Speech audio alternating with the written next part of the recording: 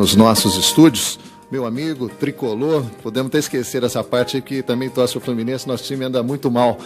É o Luciano Gomes Leite, ele que é médico veterinário, formado pela PUC Minas, pós-graduação na Universidade Federal de Lavras e proprietário da veterinária São Benedito. Já faz um tempo que eu estou armando aqui com o Luciano esse nosso bate-papo para a gente tirar as dúvidas dos nossos ouvintes. Aliás, as dúvidas minhas também, de muita gente, porque afinal de contas, o Brasil hoje é o segundo maior mercado de pet do mundo. Bom dia, Luciano. Um prazer recebê-lo aqui nos Estúdios da Futura para essa nossa primeira entrevista, que eu tenho certeza que serão muitas, viu, Luciano? Prazer recebê-lo. Bom dia, Paulo. Bom dia aos ouvintes da Futura FM. Para mim é um grande prazer estar aqui nesse espaço dessa rádio e poder esclarecer algumas dúvidas dos nossos ouvintes. E como você falou, o mercado pet brasileiro hoje é o segundo no mundo, então está muito estreita entre o homem e o animal por vários fatores que a gente vai vir conversar ao longo do programa. Então eu acho que vai ser uma oportunidade legal de a gente bater um papo. Bacana, Luciano. E espero que a gente possa até depois fazer esse programa aqui com uma certa frequência, mesmo que não seja no horário da manhã, no finalzinho da tarde, quem sabe, Luciano? Porque, afinal de contas, hoje praticamente todas as famílias têm o seu animalzinho de estimação, seja lá o seu gato, seu cão, o seu passarinho. Eu acho essa interação do homem com esse bichinho de estimação muito positiva, tá? Eu acho muito bacana. Eu mesmo em casa eu tenho pastor alemão, tenho gato e tenho passarinho. Louco por bicho, mano. Gosto demais da conta. E a gente tem muita história para contar, muitas perguntas para fazer, né, Luciano? Eu vou até aproveitar esse primeiro gancho aí que você tinha me passado anteriormente, que o Brasil é o segundo maior mercado pet do mundo. No seu ponto de vista aí como veterinário, Luciano, quais os aspectos positivos desse crescimento tão grande no mercado brasileiro e quais os aspectos negativos, Luciano? Bem, Paulo, vamos no aspecto positivo. O aspecto positivo, assim que eu entendo, já está aumentando a conscientização do proprietário quanto à importância de você usar uma boa ração, promover saúde ao seu animal e bem-estar, vacinas, consultas frequentes ao veterinário. Isso está aumentando aos tempos atrás. Há pouco tempo, há 25, 30 anos, Itajubá tinha pouquíssimos veterinários, né? E a longevidade dos animais era menor. E a qualidade de vida também. Então, isso é um aspecto positivo. Apesar que ainda está deixando muito a desejar se compararmos com França, com Alemanha, com Estados Unidos, que é muito superior. E você diz na qualidade de tratamento que esses animais têm. Na conscientização de como conduzir o animal, a frequência ao médico veterinário, que existe ainda muita posse irresponsável. Porque quando a pessoa vai adquirir um animal, muitas vezes vai por impulso. E esquece que é uma vida que vai conviver com você aí 12, 13, 14, 15 anos, exige cuidados especiais, sentem dor, medo, frio, fome. Então esquece um pouco disso. Acha assim, é muito bonitinho quando é um filhote. Aí leva, começa a crescer, começa a fazer xixi aqui, ali, destruir algum objeto e descarta. Quando ainda doa para outros que conhecem, que vão cuidar, tudo bem, mas muitas vezes solta para a rua e acaba torna-se um problema. Torna-se um problema aí, até de saúde pública. Basta vermos aí centros de zoonoses no Brasil inteiro com superlotação, tendo alguns centros zoonoses até trabalhar com eutanásias. Então, tudo isso é fruto de uma posse irresponsável. Então, nesse sentido, nós estamos muito atrás desses países, que têm leis rígidas. Se você quer ser proprietário de um animal de estimação, você vai ter séries de responsabilidades, da qual você não cumpri-la vai responder. E então, nesse ponto, a gente está um pouquinho atrás. Mas, se voltarmos a 30 anos atrás, já demos uma boa caminhada. Esse é um aspecto positivo. Um aspecto negativo que eu acho, aí vem de vários pontos. Um deles, que é importante, é o exagero. Em que sentido? Indústrias oportunistas já começam a lançar muitas coisas que eu acho desnecessárias, né? Visa muito o comércio em cima disso.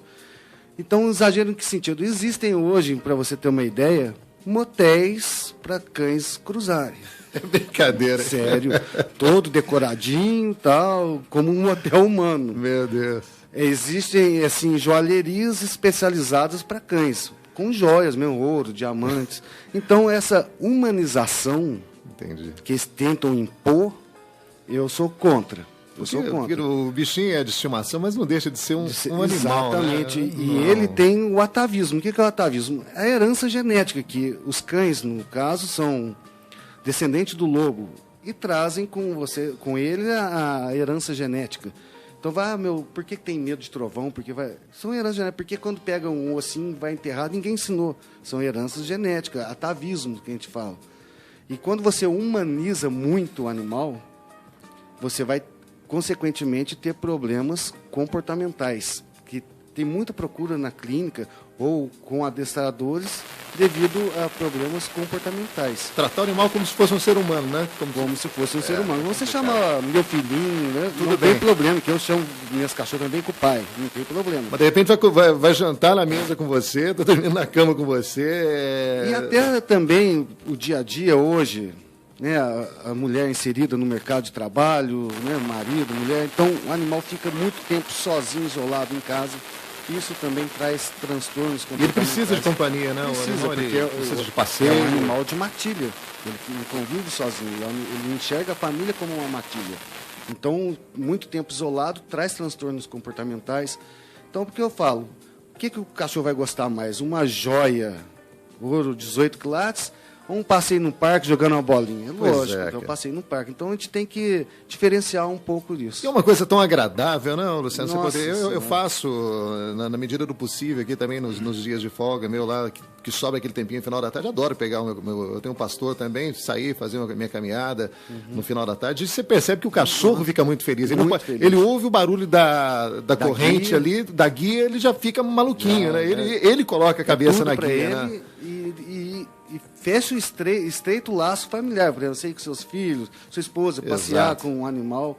Estreito laço, é muito gostoso. Aliás, um dia eu vou ter que pegar, Luciano, para a gente fazer um programa específico sobre o pastor alemão, que eu sou um apaixonado por pastor alemão, e sei que você também é apaixonado por pastor alemão. Raça perfeita. Uma raça extraordinária, dócil, equilibrada, guarda, companheira, e que gosta de criança, né? Meus filhos cresceram com o pastor alemão ali, quer dizer, é muito bacana. Hoje eu tenho um netinho lá de 2 meses e o pastor é dócil demais, querendo. Não, inclusive, assim, os cães, ele é produto do meio.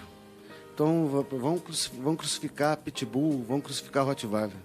Ele é produto do meio. A maneira com que ele é tratado desde filhote, como o que ele recebe, ele é feito a seleção genética, porque aí eles pegam, não, vou só cruzar. Não, a mãe é uma fera, o pai é uma fera. Você começa a selecionar geneticamente e começa a condicionar quando é filhote, então ele é produto do meio. Certo. Né? Então tem que ter muito cuidado também quando a gente ataca uma raça. Essa raça não.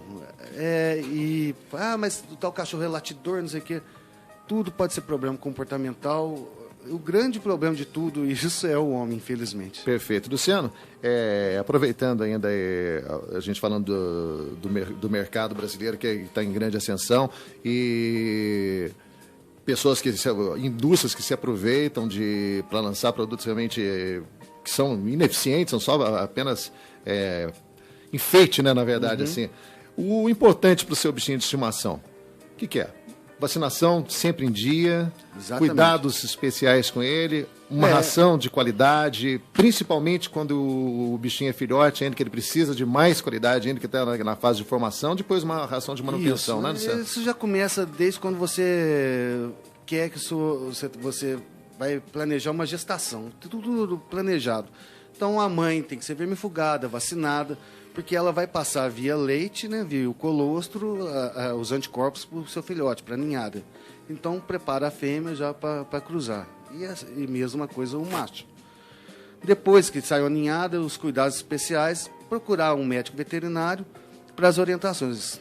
Vermifugação, vacinas. Vermifugação, ela acontece com que frequência, Luciano? Correto? A vermifugação preconiza o seguinte. A primeira vermifugação em torno de 45 de idade. Aí depende do vermífugo que o veterinário trabalha, tem uns que são dose únicas, tem uns que você repete depois de 15 dias. E geralmente, se o cão tem acesso a parques, a passear à rua, a cada 4 meses você faz o reforço do vermífugo, né? E a vacinação tem vários protocolos, cada veterinário trabalha com o seu protocolo. Então, o proprietário que está nos ouvindo, conversa com o seu veterinário de confiança, que vai propor o protocolo vacinal melhor adequa. Até, assim, você tem cão de vida urbana, você tem cão de vida rural. E tem um pouco de São diferença. tratamentos diferentes. Tratamentos né? diferentes. Perfeito. Luciano, com o aumento desse número de pets, de animais de estimação no nosso mercado, na nossa comunidade, automaticamente exige-se mais especialização também dos veterinários, né? Seria uma tendência os veterinários hoje se especializarem em algum tipo de animal, tipos de animais de grande porte, em fazendas, gatos, cachorros, aves, silvestres. Essa tendência está acontecendo hoje no mercado, Luciano? Existe essa tendência forte e certo. muito positiva ao Como meu é na ver. medicina, né? Porque Como é aí na medicina você humana. vai se especializar naquilo, você vai saber exatamente o problema daquela raça, Exato. daquele tipo de animal, né? Há tempos atrás, o médico veterinário ele era generalista, né? Fazia Certo. de tudo. Hoje em dia, tem áreas de especialização que eu concordo, porque é muito vasto. Quando você vai se graduar numa medicina veterinária, o que você estuda? Animais de produção, que seria bovino de leite, bovino de corte, suinocultura, aves de corte e aves de postura. Ponto. Doença de cães de companhia, né? Animais de companhia, que são cães, gatos. Dependendo da universidade, tem a parte de piscicultura, mas visando a parte comercial da piscicultura. E ponto, e basta, mais nada. E a avicultura, que eu falei na parte de aves de corte e de postura de ovos. E ponto. Animais silvestres não existe na grade curricular. Tudo seriam especializações, pós-graduações. Quando você está graduando, você estuda cirurgia, você passa muito rápido por cirurgia, são grupos. Às vezes, num semestre, você participa como cirurgião 1 ou 2 oportunidades. Então, existem especializações em cirurgia, tecidos moles, ortopedistas, veterinário especializado em imagens, ultrassom, raio-x, acupuntura. Então, abriu o leque como se tem na medicina humana. Né? Tem nefrologista, porque você foca e você vai a fundo. Quando você generaliza, você pincela tudo. Então, tem uma hora que você não vai ter saída. E, assim como é na medicina humana, não é fácil. Inclusive é bom até falar para a sociedade que poucos sabem o real papel do médico veterinário na sociedade brasileira. Ia fazer essa pergunta para você, até porque existe lei hoje aí, por exemplo, o médico veterinário fazendo parte do PSF, né, Luciano? Foi então, recentemente aprovado. Recentemente aprovado. Então, poderia fazer uma pincelada para a gente ir sobre isso, uma pincelada, mas agora no bom sentido. Sobre isso. Então, olha, todo mundo tem em mente médico veterinário é aquele clínico de pequenos ou grandes animais, ou clínico ou cirúrgico. Mas o médico veterinário, ele é o total responsável por todo produto, todo alimento de origem animal que está na mesa da dona de casa nesse instante. Então, carne e seus derivados embutidos, ovos, leite, derivados, mel, pescado, só recebe carimbo do CIF, Inspeção Federal, pelo médico veterinário. Porque ele que vai a campo, ele sabe a sanidade do rebanho. Você for no frigorífico, qualquer lugar, aqui em Itajubá, vai ter um médico veterinário concursado federal que aprova ou reprova a carne. Então, todo alimento que vai na mesa do consumidor passou sob supervisão de um médico veterinário. Aí você vê a importância do médico veterinário na sociedade. Outro papel importante, ele é responsável por perícias judiciais. Isso envolve fraudes, que a gente vê recentemente a história de leite fraudado. Fraudes ou ações judiciais, briga de vizinho, envenenamento. Só um médico veterinário que pode pautar. Estudos de animais em vivo, laboratórios humanos, fazer teste de medicamentos com animais, tem que ter respaldo do médico veterinário, porque só quem pode anestesiar animal é médico veterinário, quem conhece bem-estar é médico veterinário, então ele faz parte da equipe de cientistas, de médicos humanos, insere-se um médico veterinário. Conhecimento de doenças, de zoonoses, nada... o veterinário ele tem que saber amplamente das zoonoses. O que são zoonoses? São doenças que são transmitidos dos animais para o homem e vice-versa, do homem para o animal. Que muitas vezes o homem subjuga, se acha, não, mas o homem transmite também. É muito fácil, por exemplo, se você pegar em fazendas, quem lida com gado leiteiro e ali o seu funcionário tem uma tuberculose, ele, através da tosse, do espirro, ele pode transmitir para o gado, que vai transmitir para o leite, vira um ciclo. Então, vendo esse aspecto sanitário, inseriu-se no PSF a presença do médico veterinário nessa força-tarefa de levar o bem-estar, a saúde à população brasileira. O médico humano e o médico veterinário, até porque essa proximidade do animal com a família. E nós vivemos numa região que é um pouco diferenciada do Brasil, né? O sudeste, sul do Brasil é um pouco diferenciado na nossa grande maioria. Mas você vê aí, e acontece a mesma coisa que está acontecendo com o médico humano aí, que tem esse programa aí trazendo médico cubano.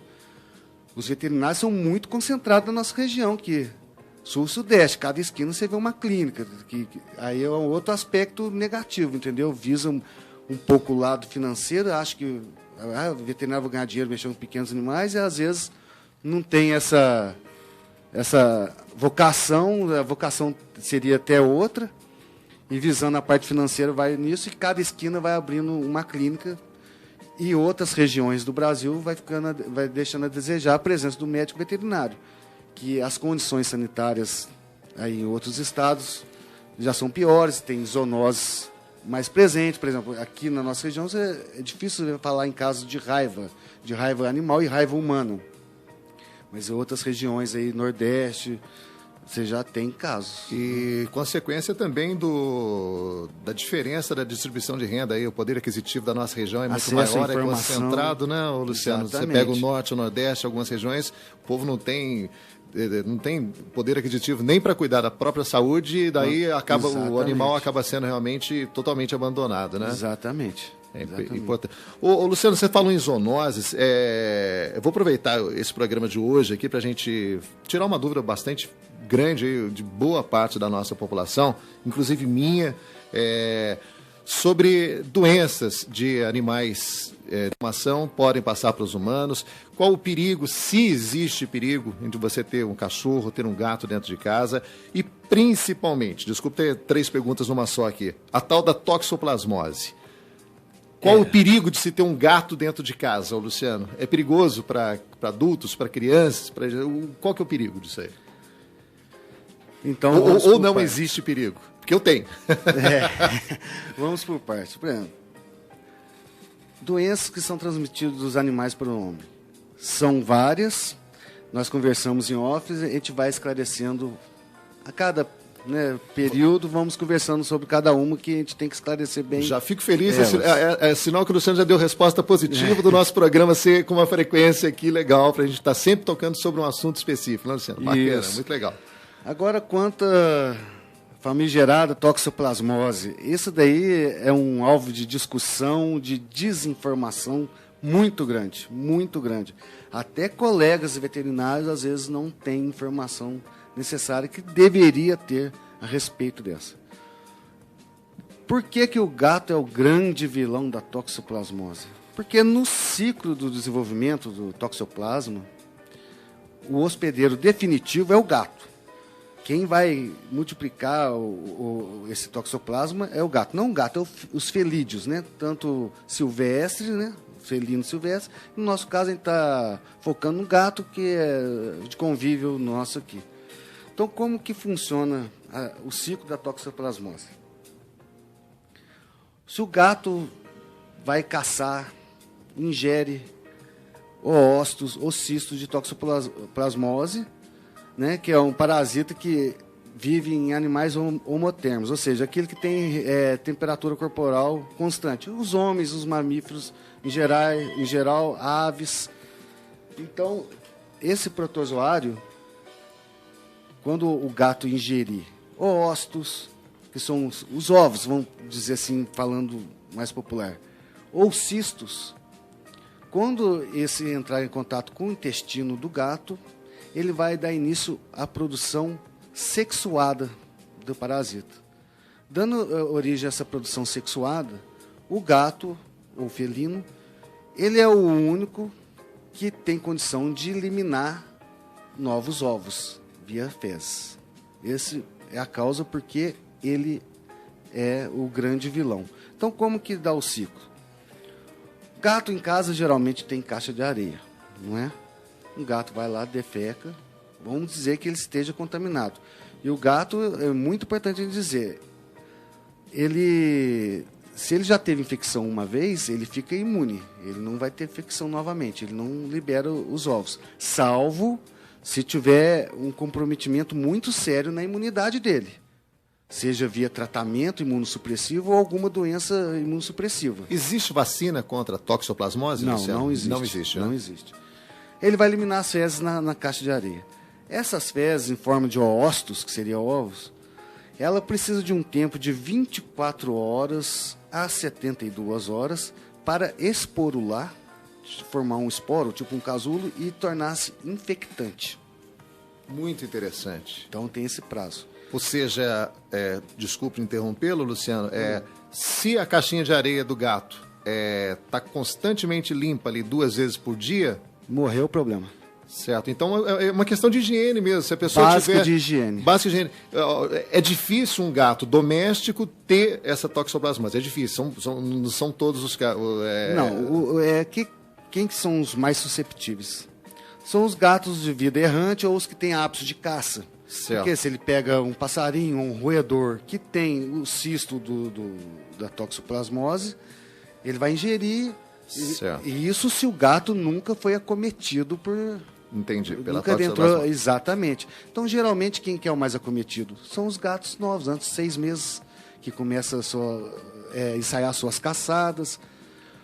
Aí ele apresenta sinal clínico. Luciano, você tem casos de toxoplasmose lá na clínica? É muito subclínico, são raros. Geralmente, se apresentar casos clínicos, quando tem a contaminação...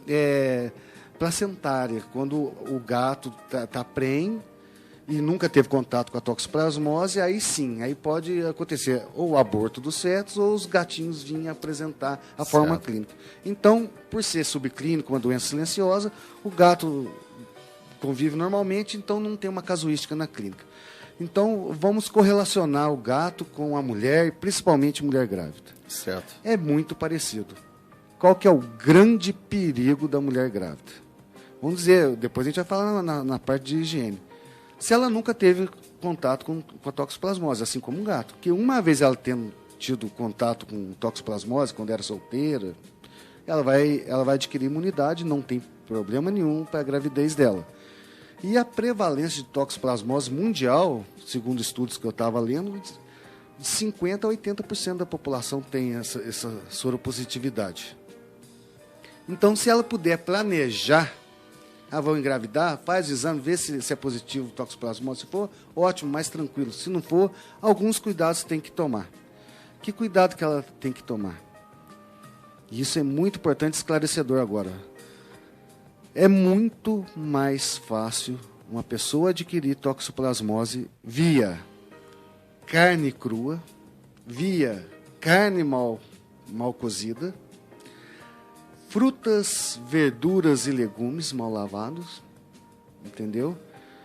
E do que propriamente dita do gato. Então, às vezes, o gato acaba, é um grande mito, o gato ser o vilão dessa história é um grande mito. Só por ele ser o único que dá continuidade ao ciclo de vida. Certo, mas desde que tenha esse cuidado de higiene, então, você a matou o mulher problema. está grávida, o que ela vai fazer? Ou não limpa, ou uma pessoa limpa a caixa de areia para ela, ou se ela for limpar, defecou, limpou, não esporulou, não tem problema. Mexer com jardinagem. Mulher grávida não deve mexer com jardinagem. Se for mexer, uso de luvas. Corte de carnes em casa. Sempre lavar a mão, lavar os utensílios, que pode estar naquele fluido, naquele sangue, pode conter taxoítos livres e ela contamina levando a mão, a boca. Em locais que não tem condições de higiene, esses esporos você pode aspirá-los, porque eles ficam viáveis 1 ano e meio no ambiente. Então ele pulveriza e você pode aspirar. Então a condição de higiene tem que ser sine qua non. Se não tem higiene, o risco é altíssimo. Se você tem um gato e ter higiene, o risco é nulo. Pode acariciá-lo, não tem problema nenhum. Ah, mas eu tenho um cachorro. E o cachorro tem problema com toxoplasmose? O cachorro, ele é um hospedeiro intermediário, assim como o homem, aves. Ele, se ele ingerir os oócitos, ele vai enquistar nele, mas ele não libera ovos assim como o gato. A não ser se você comeu a carne de cachorro. O único problema... Chineses que se cuidam. Ele que abre o olho. O único problema é assim, não deixar o cachorro ter acesso à areia, à caixa de areia. Porque o cachorro tem mania de fuçar areia. Sim. Construções. Gato, o animal sempre defeca em areia. Porque o animal daí é o atavismo. Ele gosta de fazer as necessidades onde tem absorção. Para ele não se sujar. E o gato é muito higiênico. É muito higiênico, impressionante. O cachorro rola na areia, ele pode trazer esses esporos no pelo. Aí você acaricia, aí você não lava a mão, põe a mão na boca, você está fazendo uma contaminação fecal oral. Certo. O gato dificilmente vai ter esses esporos no pelo, porque ele é mais aciado que o cachorro. Ele não tem esses hábitos de rolar em fezes, ele não tem esses hábitos. Então, você tendo esses cuidados, e outros cuidados que a gente passa até a esquecer. Você vai levar num parque de diversão, um parquinho de criança, tem areia, aquela areia não vai ser trocada. E ali já é um risco de contaminação grande. Você vai numa feira, manipula verduras, que teve contato com terra, geralmente propriedade rural tem gatos, até para controle de roedores, e esses roedores podem ter os quistos. Aí você sai da feira, aí manipulou lá tudo, aí vai comer o pastel na Dona Maria lá, pum, e come. Aí você se contamina. Então é muito mais fácil via alimentação, via poucos cuidados de higiene, do que propriamente a grávida lá ter um gato em casa, acariciar o gato. O risco é nulo. Muito esclarecedor isso aí, Luciano. Bom, visto que tendo-se o procedimento correto de higiene com o gato, desmistificou-se isso aí, então, a história do gato. Exatamente. Então, muito menos criança, então, recém-nascido. A criança não corre risco nenhum de estar na proximidade de gato. E tem gente que cria esse mito, nossa, tem neném em casa, não pode ter gato. Eu pesquisei antes, né, na internet, não achei nada, nenhum artigo. Pelo contrário, incentiva-se esse contato de animais, mesmo de estimação, com criança desde pequeno para si. Exatamente, até socializar, né? Exato. Socializa, criança, velhos aí com problemas de Alzheimer, problemas de depressão. O animal está tendo uma resposta assim no tratamento. A parte de fisioterapia de velhinhos em asilos. Então, você dá bolinha para o velhinho jogar para o cachorro. Aí são cachorros adestrados para isso. Aqueles cães que trabalham em hospitais. Então, joga a bolinha. Só aquele movimento de braço, jogar com a bolinha, já é uma fisioterapia que antigamente ele estava relutante em fazer. Entendeu? Então, tem muita aplicação. Desde que você tome os cuidados básicos de higiene para tudo, né? Até para esse surto de gripe, lavar as mãos, sempre lavar as mãos. E o outro cuidado importante é o controle de vetores. O que são vetores? Aquele que pode carrear mecanicamente esses ovos. Quem que são? Baratas, moscas e roedores. Então, a barata, por exemplo, caminha nas fezes já seca, que não foi recolhida, está esporulada, ela pode caminhar no alimento e levar, assim como mosca. Mas à medida que defecou, todo dia de tarde vou recolher a caixinha de areia lá. Não tem problema. Você falou em barata. Barata, para mim, eu até brinco com alguns amigos. Deus criou tudo nesse mundo, menos as baratas. As baratas foi criado pelo mal, cara. Eu tenho um pavor desse bicho, cara. É complicado. Luciano, extremamente esclarecedora a sua entrevista aqui. Vou deixar esse convite aqui aberto, então, para que a gente possa fazer um programa aí com uma frequência, seja semanal, quinzenal ou mensal, de acordo com a sua disponibilidade. Certo. Porque tem muita pergunta para a gente fazer aqui mesmo. Existe muita dúvida. E eu sou um grande curioso, não tenho certeza, que se eu não fosse trabalhar na imprensa como radialista, eu ia ser veterinário. Essa seria a minha segunda opção, sem sombra de dúvidas. Nós temos gosto parecido. Eu torcemos o Fluminense. Torcemos o Fluminense, eu gosto muito do seu repertório de música, gosto dessa parte de rádio. Torcemos o Fluminense, gostamos de animais, gostamos de pastor, tem muito em comum. Beleza, Luciano. Eu tenho certeza, então, que a gente vai ter muito programa agradável aqui na Futura FM. Os ouvintes também tenho certeza absoluta que estão muito satisfeitos aí com essa sua participação dentro do nosso bate-papo. E eu vou deixar aberto, então, aqui, para a gente combinar depois em off aí, os dias que você pode retornar aqui para a gente estar dando continuidade sempre nesse bate-papo aí, tá? De acordo com o seu tempo disponível, a gente vai fazer esse programa aqui, então, e eu comunico com os nossos ouvintes e deixo aberto também para a participação deles aí, o nosso telefone é 36229606, e eles passam as perguntas para mim durante uma semana e eu encaminho para você e a gente prepara para o próximo programa, então, Luciano. Sem problema.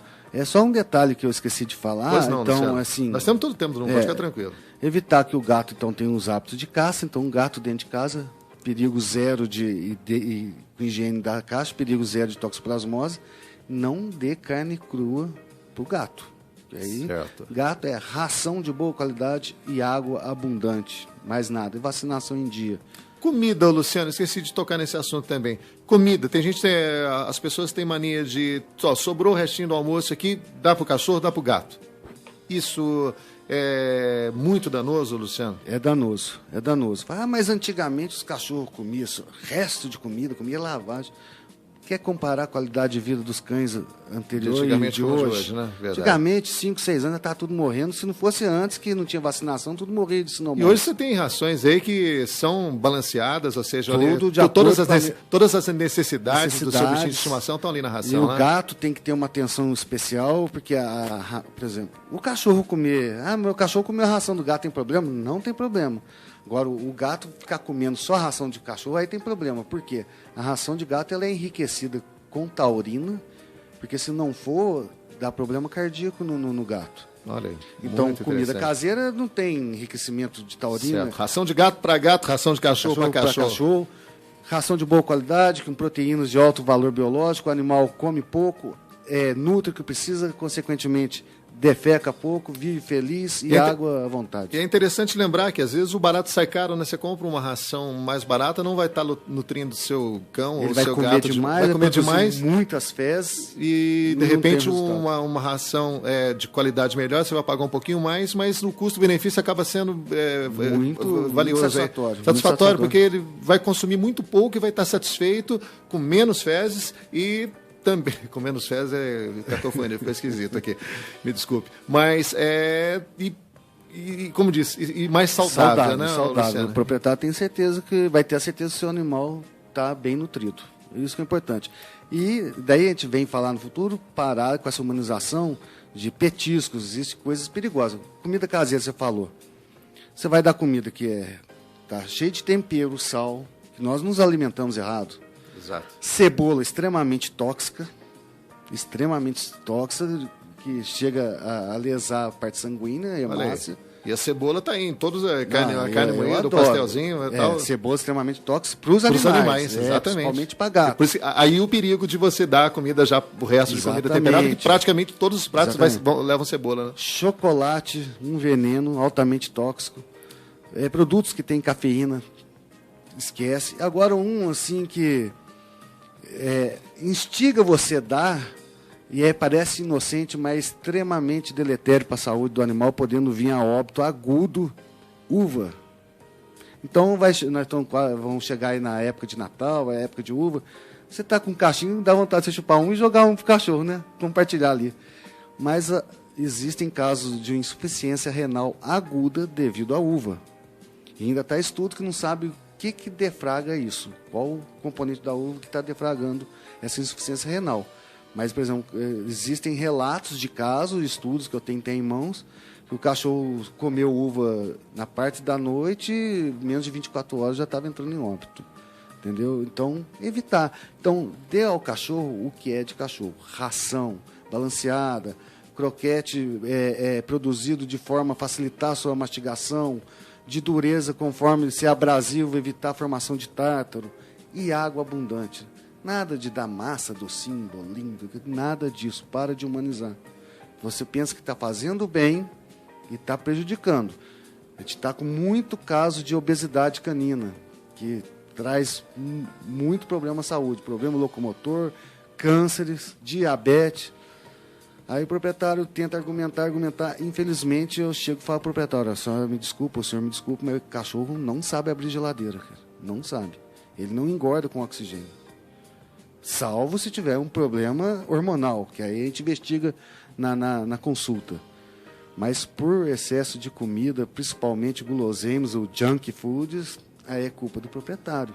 Que às vezes ele está ansioso, às vezes o proprietário mesmo tem problema com comida e transfere para o animal. Então, eu quero fazer veterinária porque eu não gosto de lidar com humano. Esquece, muda de curso, porque você tem que lidar com o humano, com o animal, tem que ser psicólogo, tem que ser tudo. Entendeu? É mais ou menos por aí. Muito bacana essa entrevista, Luciano. Próxima visita sua aqui, eu vou comunicar com antecedência aqui os nossos ouvintes também, tá bom? Beleza, pô. Então, Paulo, quero agradecer a oportunidade. Dizer aos proprietários, qualquer dúvida, basta quiser tirar dúvida, conversar comigo, eu me encontro na Veterinária São Benedito. Deixa o endereço e telefone pra gente aí, Luciano. Então, a Veterinária São Benedito tudo São Benedito, é bem fácil. Fica na Praça São Benedito, ao lado da Igreja São Benedito. Tá abençoado. Exatamente. Número 21 ali no bairro da Varginha. Só chegar lá, a gente bate o papo, o telefone é 3622-0705. Aproveitar as meninas que trabalham comigo aí, que é uma mão de obra qualificada para trabalhar na clínica veterinária, que tem que ser escolhida a dedo, e graças a Deus as meninas lá estão comigo, a Carla, a Bruna, é de total confiança e é amiga dos proprietários e dos animaizinhos. Então, mandar um abraço para elas que estão na escuta aí também. Agradecer a você, Paulo, que foi um bate-papo em off e você propôs essa entrevista aqui, que é muito bom, esclarecedora, e só tenho a agradecer. Só quem tem a agradecer sou eu, Luciano, porque você enriqueceu demais a nossa programação e vai enriquecer muitas vezes ainda aí, que isso aí vai ter uma frequência bem assídua aqui na rádio. Eu tenho certeza que os nossos ouvintes estão muito curiosos já pela próxima visita sua aqui, tá bom, Luciano? Beleza, um abraço a todos. Um grande abraço, saudações tricolores. Saudações tricolores. E a gente vai encerrando aqui mais uma edição do Jornal da Futura, que volta na quarta-feira da semana que vem, a partir de 11 horas, sempre com apoio cultural da Eletrolar, que tem um showroom maravilhoso aí na